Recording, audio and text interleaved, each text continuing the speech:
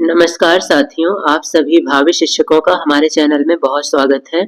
आज की क्लास में हम डीएलएड थर्ड सेमेस्टर के फर्स्ट पेपर शैक्षिक मूल्यांकन क्रियात्मक शोध एवं नवाचार इस सब्जेक्ट के कुछ अति लघुत्तरीय प्रश्नों को हल करेंगे। ये सभी क्वेश्चंस प्रीवियस ईयर्स एग्जाम्स से लिए गए हैं, इसलिए बहुत इंपॉर्टेंट है और आप इन सभी क्वेश्चंस को अच्छे से देखें। तो आइए देखते हैं क्वेश्चन नंबर 1। पहला प्रश्न है, क्रियात्मक शोध की दो विशेषताएं बताएं। क्रियात्मक शोध ये बहुत ही इंपॉर्टेंट टॉपिक है, तो इससे रिलेटेड जितने भी क्वेश्चन है ये आपको लर्न होने चाहिए। एग्जाम की दृष्टिकोण से बहुत ज्यादा इंपॉर्टेंट है। क्रियात्मक शोध की दो विशेषताएं। पहली विशेषता ये है कि क्रियात्मक शोध की समस्या अनुभवजन्य होती है। क्रियात्मक शोध में जो भी टॉपिक होते हैं वे ऐसे होते हैं जिनका अनुभव हमें पहले से ही होता है, और साथ ही साथ क्रियात्मक शोध संस्था के सामान्य वातावरण में बिना किसी परिवर्तन के पूरा किया जा सकता है। तो क्रियात्मक शोध में की मुख्य विशेषता यही है कि इसे पूरा करने के लिए वातावरण में किसी नियंत्रित परिस्थिति की आवश्यकता नहीं पड़ती है। हम सामान्य वातावरण में ही इसे कंप्लीट कर सकते हैं। नेक्स्ट क्वेश्चन है, नवाचार से आप क्या समझते हैं? तो ये भी काफी इंपॉर्टेंट क्वेश्चन है और ये आपके सब्जेक्ट का एक भाग ही है। नवाचार का तात्पर्य होता है किसी नवीन कार्य को करना। नवाचार से हमें नए का भाव ही प्रकट हो रहा है, तो किसी नवीन कार्य को करना या किसी कार्य को नवीन ढंग से करना, इसका मतलब होता है नवाचार। तो इसे आप पेपर में लिख सकते हैं, किसी नवीन कार्य को करना या किसी कार्य को नवीन ढंग से करना नवाचार कहलाता है। 1 नंबर का क्वेश्चन है, तो इतना पर्याप्त होगा आपके लिए। नेक्स्ट क्वेश्चन है, क्रियात्मक शोध किसे कहते हैं? तो ये परिभाषा भी बहुत इंपॉर्टेंट है, इसे आपको लर्न करना है। क्रियात्मक शोध, शोध को हम अनुसंधान भी कहते हैं, तो कई बार अनुसंधान आ जाता है कि क्रियात्मक अनुसंधान को स्पष्ट कीजिए। इंग्लिश में इसे हम रिसर्च कहते हैं, RESEARCH, रिसर्च। अब रिसर्च शब्द से आप सभी परिचित हैं, तो यह एक प्रकार का रिसर्च है। अब इसमें हम कैसा रिसर्च करेंगे? तो रिसर्च का क्रियात्मक शोध रिसर्च का एक व्यवहारिक रूप है जिसमें विद्यालय से संबंधित लोगों द्वारा अनुभव की जाने वाली समस्याओं को वैज्ञानिक ढंग से समाधान का प्रयास खुद उनके द्वारा किया जाता है। तो क्रियात्मक शोध एक ऐसा रिसर्च है जिसमें किसी विद्यालय के या विद्यालय से संबंधित लोग किस अनुभव में जो भी समस्याएं होती हैं या उनकी नजर में जो समस्या आ रही है उसे हल करने का वो खुद ही प्रयास करते हैं। अच्छे प्रश्नों की विशेषता बताइए। तो प्रश्न पूछते समय हमें काफी ध्यान में रखना पड़ता है। अच्छे प्रश्न की विशेषताएं कुछ निम्न है। पहला, उनकी शब्दावली संक्षिप्त हो, प्रश्न को बहुत ज्यादा विस्तार में न किया जाए, संक्षिप्त रूप में ही प्रश्न किया जाए।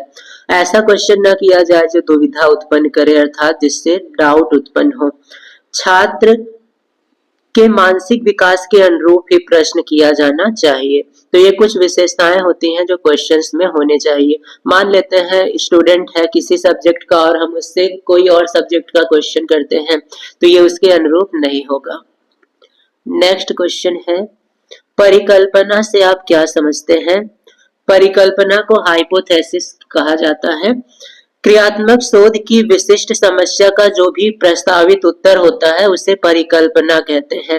तो क्रियात्मक शोध हम करते हैं किसी समस्या के ऊपर, तो किसी समस्या का जो हम हल निकालते हैं वह हल ही परिकल्पना कहलाता है।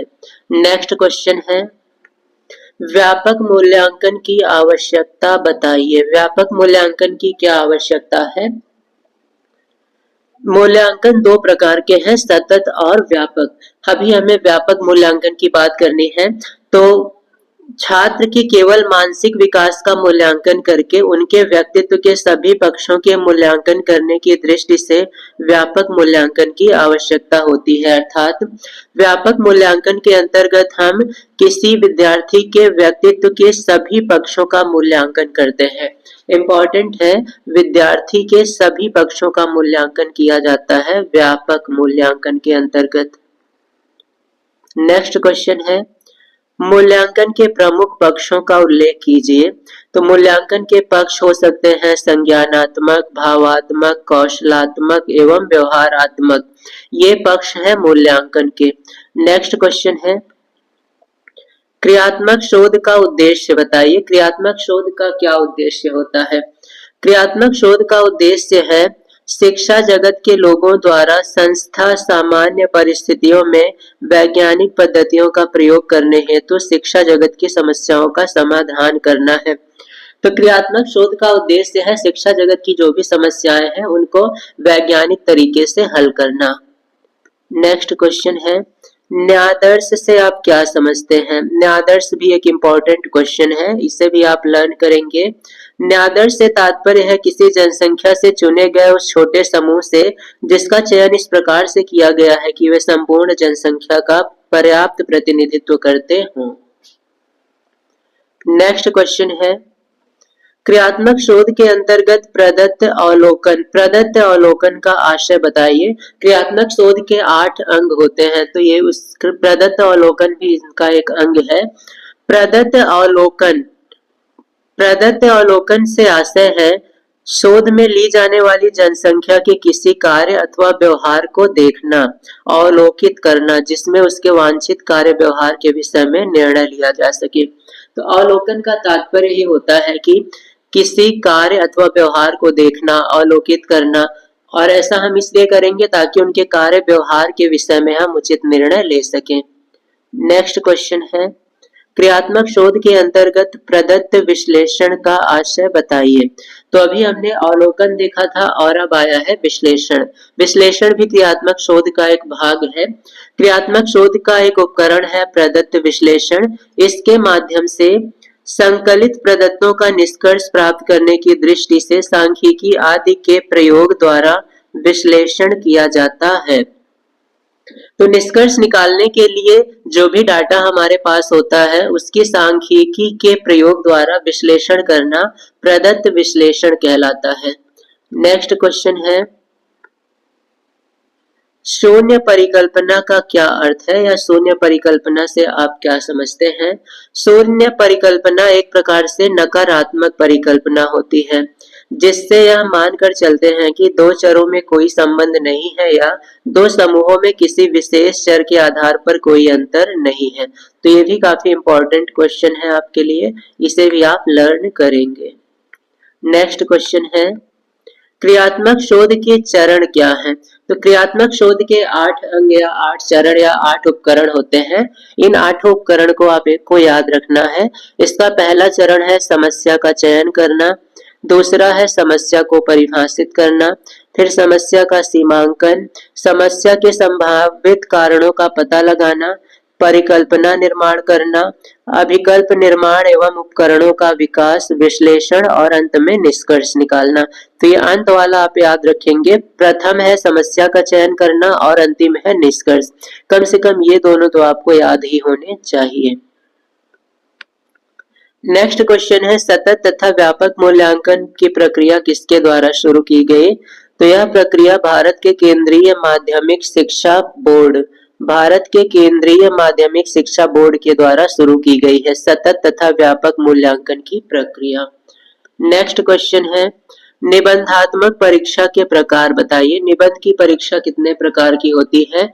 तो ये 2 प्रकार होता है, लघु उत्तरीय और दीर्घ उत्तरीय। ये भी काफी इंपॉर्टेंट क्वेश्चन है, इसे भी आपको याद रखना है।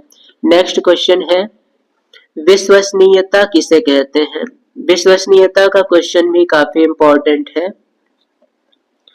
विश्वसनीयता को हम इस प्रकार से समझ लेते हैं, मान लेते हैं कि एक व्यक्ति की परीक्षा किसी विषय पर बार बार ली जाए और प्रत्येक बार वह व्यक्ति समान अंक अर्जित करता है तो वह परीक्षण विश्वसनीय कहा जाएगा। तो जब भी कोई भी परिणाम हमें बार बार मिल रहा है तो उसे हम विश्वसनीयता की कैटेगरी में रख सकते हैं। नेक्स्ट क्वेश्चन है, निदानात्मक परीक्षण के प्रमुख उद्देश्य क्या है? निदानात्मक परीक्षण द्वारा यह पता लगाने का प्रयास किया जाता है कि पाठ्य वस्तु का कौन सा भाग छात्र कितनी मात्रा में सीखा है और कितना भाग छात्र सीखने में असमर्थ रहता है, अर्थात अभी वो सीख नहीं पाया है। निदानात्मक परीक्षण में हम इतना पता करते हैं कि कितना भाग छात्र सीख गया है और कितना अभी सीखना बाकी है। नेक्स्ट क्वेश्चन है, मूल्यांकन से आपका क्या अभिप्राय है? मूल्यांकन से अभिप्राय होता है मूल्य का अंकन। शिक्षा में मूल्यांकन से तात्पर्य है विद्यार्थियों द्वारा प्राप्त किए गए शिक्षण के उद्देश्य की सीमा को ज्ञात करने की प्रक्रिया। तो मूल्यांकन में हम यह तय करते हैं कि छात्र किस सीमा तक सीख चुका है और कितना उसे सीखना बाकी है। नेक्स्ट क्वेश्चन है, शैक्षिक मापन किसे कहते हैं या शैक्षिक मापन से आप क्या समझते हैं? शैक्षिक मापन एक वर्णनात्मक प्रक्रिया है, तो आप ध्यान देंगे ये वर्णनात्मक प्रक्रिया है। इसमें छात्र के साथ ही शिक्षा एवं उसकी व्यवस्था से संबंधित व्यक्तियों या वस्तुओं के किन्हीं गुणों या विशेषताओं का शैक्षिक उद्देश्य से क्रमबद्ध वर्णन किया जाता है। शैक्षिक मापन भी इम्पोर्टेंट क्वेश्चन है, इसे आप याद रखेंगे।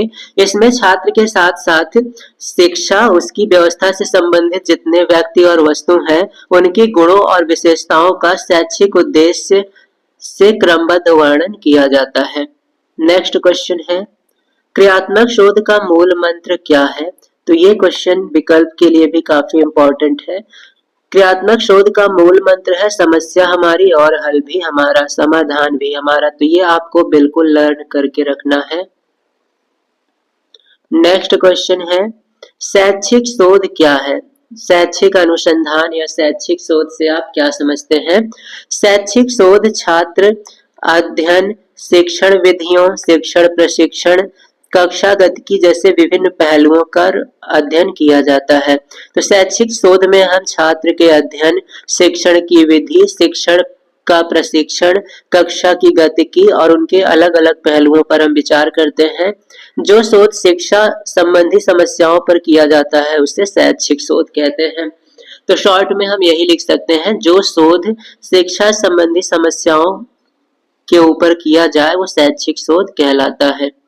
नेक्स्ट क्वेश्चन है, लिखित परीक्षा की उपयोगिता बताइए। लिखित परीक्षा की क्या उपयोगिता है? तो लिखित परीक्षा बहुत ही उपयोगी है। पहला, इसके द्वारा विचारों की अभिव्यक्ति का पता चलता है, छात्र के भाषा ज्ञान की जानकारी होती है, छात्र की प्रस्तुतिकरण शैली का ज्ञान होता है। तो ये तीनों आपके लिए बहुत बहुत इंपॉर्टेंट है। नेक्स्ट क्वेश्चन है, सामाजिक कौशल के मूल्यांकन के उपकरण कौन कौन से हैं? सामाजिक कौशल के मूल्यांकन के उपकरण, तो ये 5 उपकरण हैं। प्रत्यक्षीकरण, समायोजन, निर्देशित अनुक्रिया, यंत्रीकरण, जटिल प्रत्यक्ष अनुक्रिया।